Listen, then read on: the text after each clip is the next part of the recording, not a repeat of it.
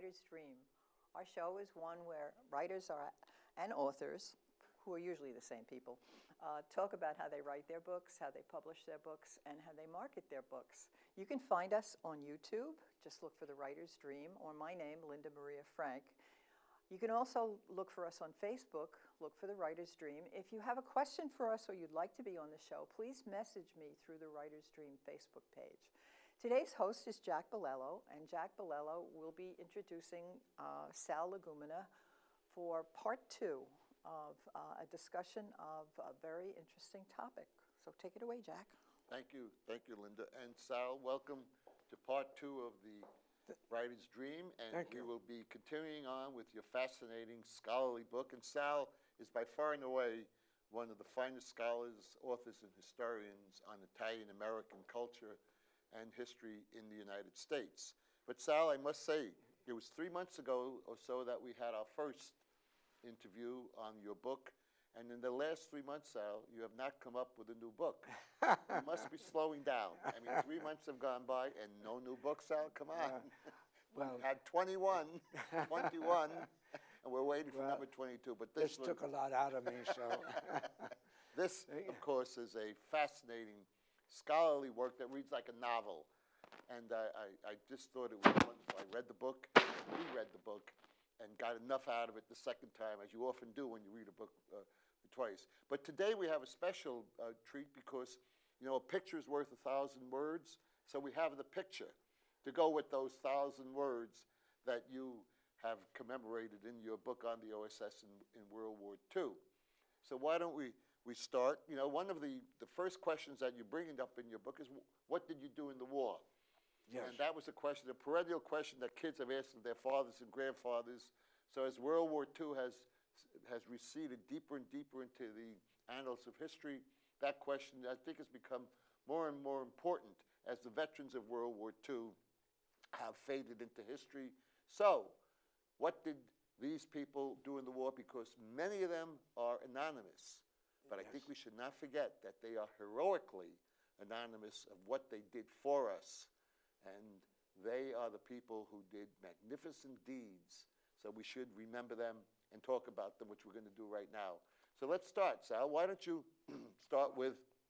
First, let me thank you, Jack, for hosting this. And yes, I agree wholeheartedly with you regarding the anonymous heroes that you referred to, because they were and still are, to a large extent, unknown to many people who otherwise know a great deal about the Italian-American experience, especially during the war. And so it was one of the reasons that inspired me to write this book about these people who, in fact, played a great role during the war. What they did during the war helped to hasten the end of the war. And any group of people that had that kind of a role should be remembered, should be understood. Of course, they deserve it. They deserve it, exactly. Exactly.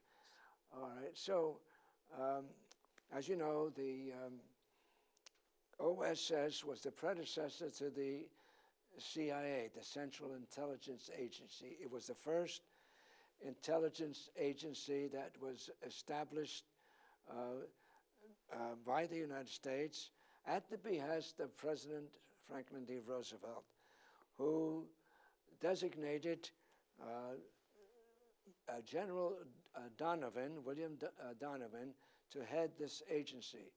Donovan realized that the kind of activity that was involved in obtaining information about the enemy would have to be done secretly in the spying and surveillance performances. And he thought it would be wise to use the resources of the nation to choose people whose background was from the countries involved, and especially more recent immigrants. And so he, with regard to Italy, enlisted and brought together hundreds of people of Italian background, who knew the language, the customs, etc., and they did remarkable work. Well, let's put a picture to the name. Yes, in addition to the general here, we have on the screen people like Max Corvo, who was a critical figure in this story. He's on the lower left-hand side of the screen, and others who have played a role, I'll just go through them very quickly, include on the upper left, Emilio Daddario, also from Connecticut. On the far right, Joe Savoldi, a famous football player from Notre Dame. Below him is Ernest Cuneo, plays a very important role with his wife.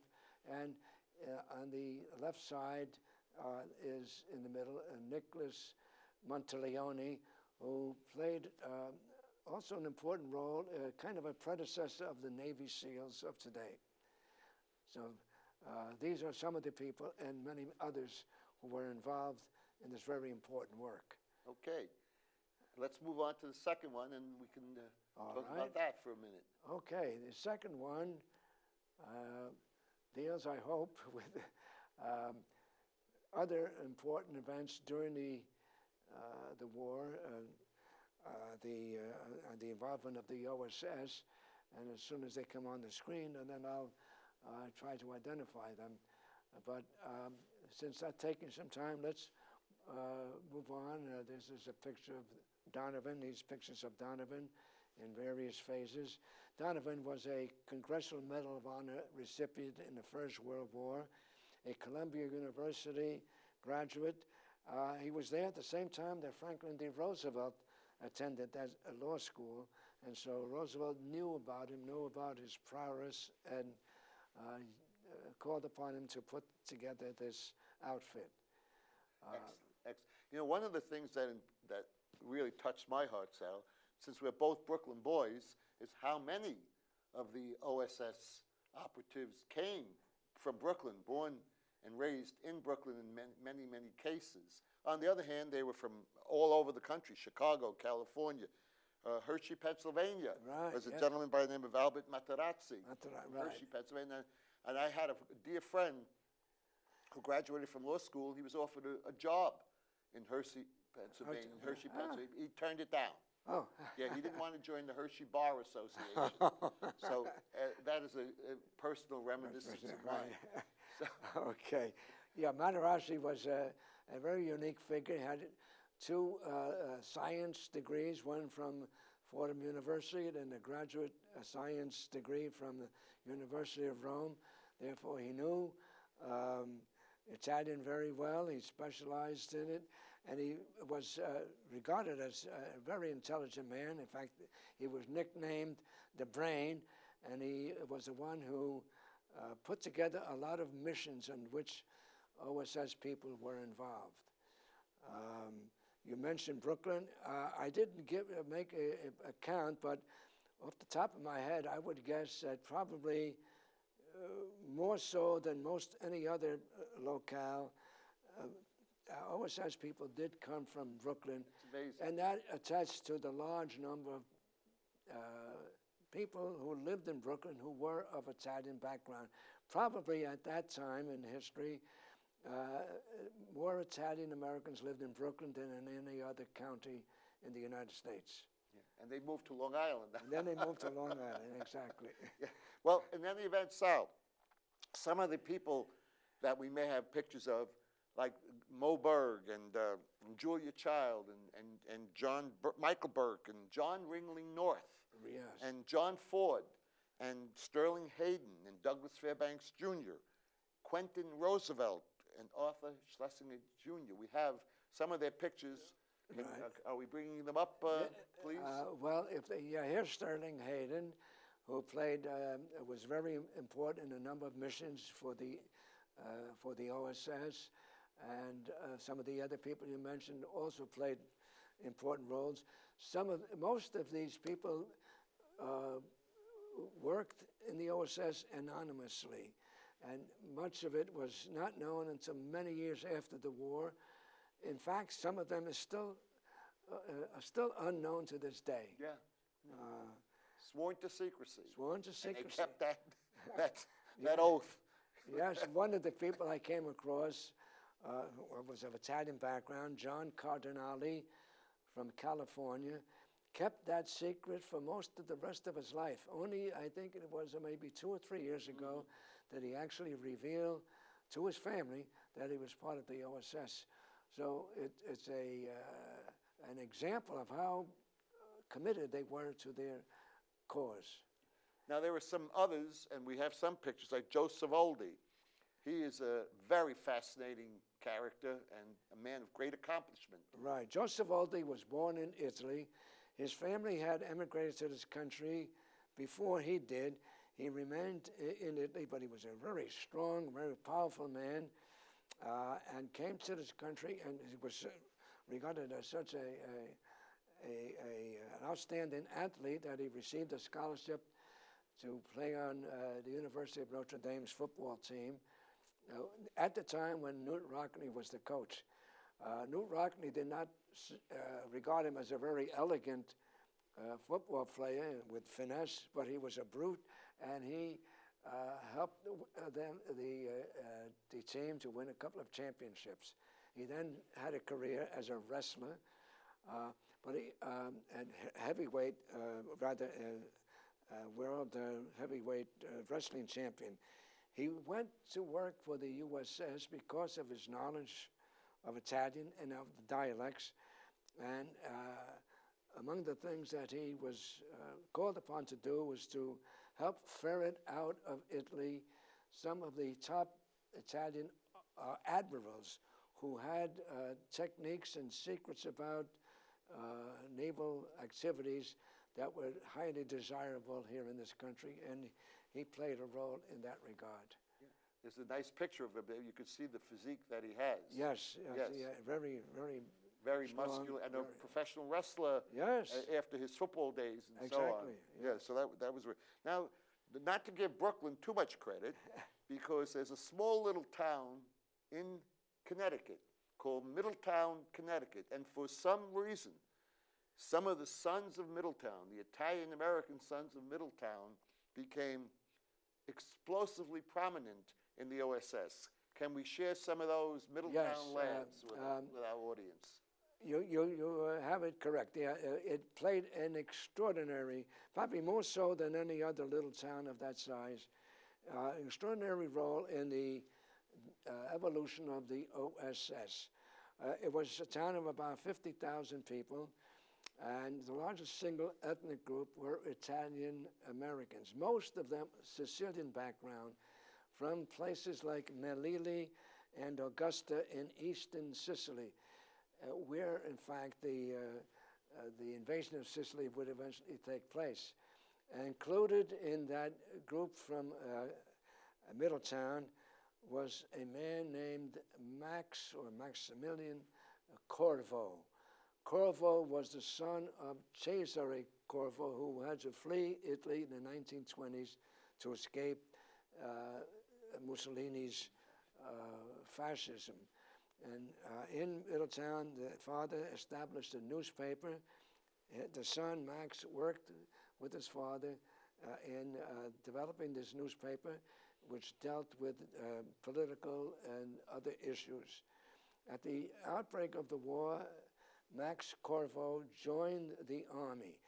He had never finished high school. He was a private in the Army, but he realized that at some point, if the Allies are going to invade the mainland of Europe, they would have to come through Sicily.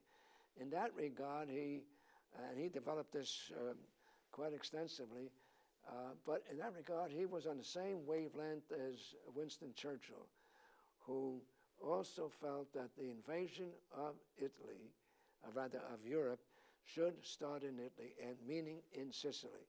And so Max Corvo actually put together, at his own expense, created a map, a physical map of Sicily with which showed ports, culverts, etc., And this was deemed so important that top brass from the Army studied this map. He then became part of the OSS and was appointed by Donovan to head the operations of the OSS in Italy. Max Kid Corvo, with no high school degree, huh? exactly. He eventually became a major. And he was also then instrumental in enlisting many other people, largely from Middletown, people like Frank Torello, whom I'll talk about later, Vincent Scamporino, and many, many others, Emilio Daddario. And these all played important roles in the OSS. Max Corvo is a name that should be known, probably more so than any other name that I've been discussing. And he was a Middletown product. I was fortunate to have met and interviewed Max Corvo and Frank Torello a number of years ago.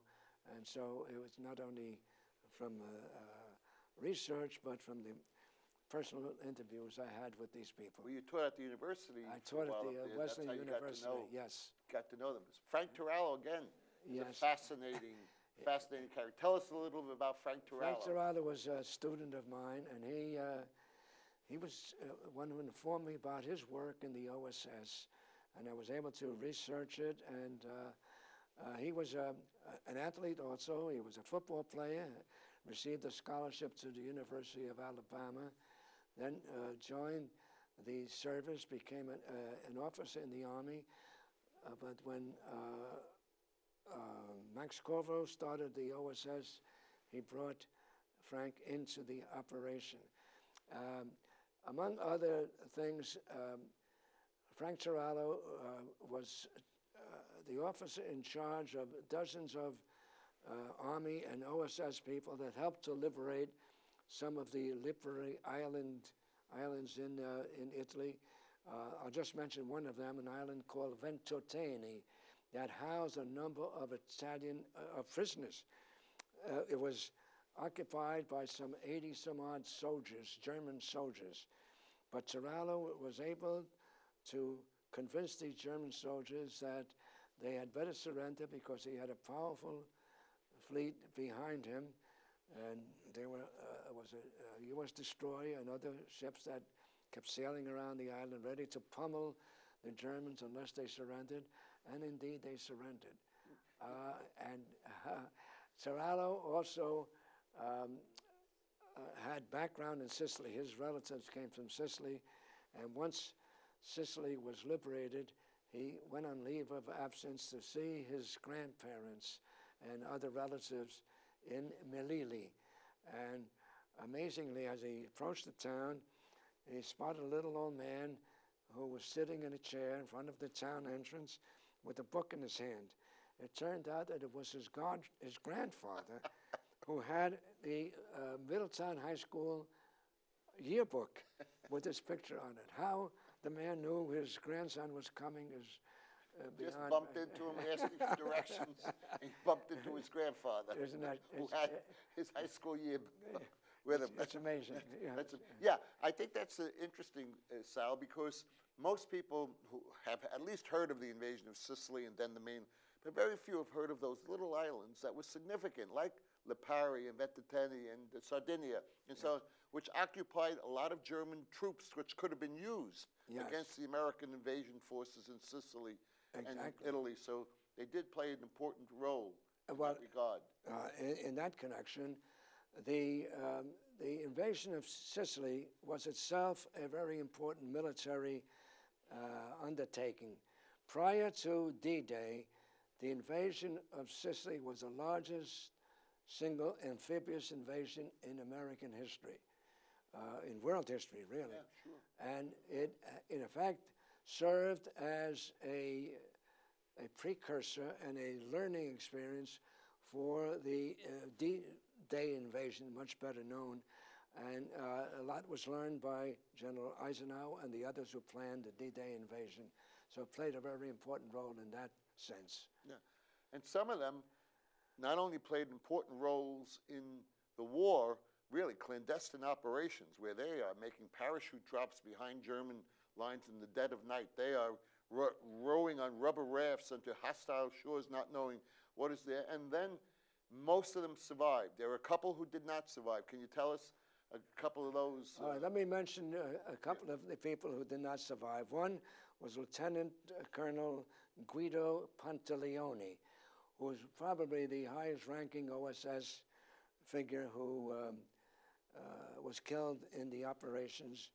He was captured, unfortunately, in Sicily, and then died in captivity.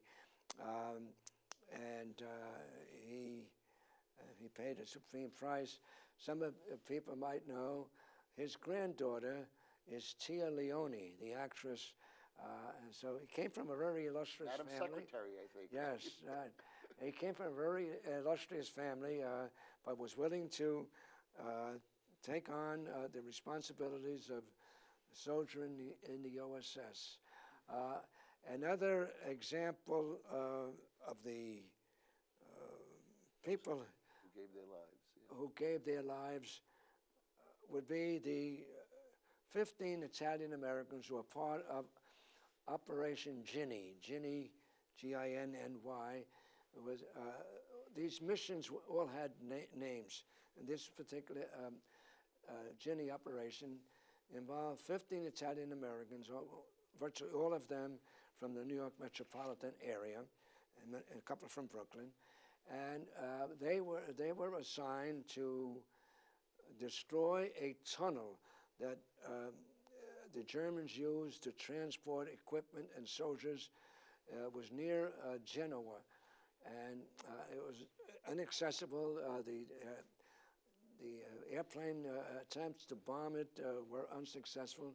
So this unit of 15 men was assigned to go there in the middle of the war at nighttime to rowboat and use their craft to go on to land and get to this tunnel and blow it up.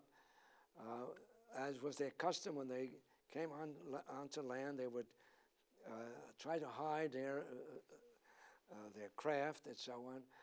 Unfortunately, they didn't hide it well enough. It was uncovered, and they were reported to the Nazi occupiers, who arrested them, and then they were all in their military uniforms. According to the Geneva Code, they were not, they were entitled to prisoners of war. But by that time, Adolf Hitler had issued an order that to disregard all of that, and they should be all assassinated. And the order was given to the then officer in charge, the Nazi officer in charge of that area, and he didn't want to go against the Geneva Code. He was dismissed, and another general, a German general, was put in charge, who did, in fact, order the assassination. These soldiers were tied with their wire behind their backs and all shot and buried in low-lying graves, and then found out they weren't covered about a year or so later. The general who was responsible, the German general responsible for the order, was summarily arrested and executed. And that also served historically as a kind of a precursor to the Nuremberg trials, because that set the pattern that simply because an officer was given an order like that, he had to carry it out. That was not enough of an excuse, and he was executed, and again, setting the model for the Nuremberg trials. Many of them, I think there was one where he was dumped into Lake Como. Oh, yes, that was one of the tragedies. Found him, we don't have time to go into it extensively. Of course, we're running out of time, but we did, there was an unfortunate incident involving an officer, Major Holohan, who headed a group of OSS people in that part of Italy, in Lake Como, and tragically he was killed. There are stories that there was a lot of money involved, because the OSS, among other things, needed to have a certain amount of money to pay partisans in northern Italy who were Italians working with the Americans to help oust and defeat the Germans. It was one of those sad chapters, but it happened. Well, Sal, this book, as I said, reads like a novel, but I would like to sum up, because there has been, I mean, some of them went on to distinguished careers, mayors, governors, congressmen, and so on. I'd like to sum up. Some people have said, well, the OSS really didn't do all that much to turn the course of events in the war. The analysis was such that if we didn't have the OSS, things would not have changed. Can you give us your take on that kind of analysis? Did the OSS really have a dramatic, really important impact on the course of World War II? I think it had a very important role to play in that regard, yes. A lot of this, because it was secret and people were sworn to secrecy, a lot of this was kept secret for many years. For all I know, a lot of it is still kept secret. But the testimony of people like Generals Mark Clark and Dwight Eisenhower that credited them with such important roles to help shorten the war was a key and important. And I think a number of historians have followed up on that and have given them the credit that they deserve. They did help to hasten the war. They did help to hasten the war's end, I should say. And they did help to bring about a victory for the Americans. The reality is, just to look at the partisans, there were 40 to 50,000 or more partisans who operated in northern Italy. That means that many more people to go against the Germans who occupied the area. So that very good. Well, Sal, I feel that I am a student of yours now, because I have learned as much, if not more, than any student that you've ever had, and I appreciate your coming here, and I found it, again, fascinating, and as far as I'm concerned, I'm ready for part 3. Thank you very much. Thank you very much. Thank you, Sal.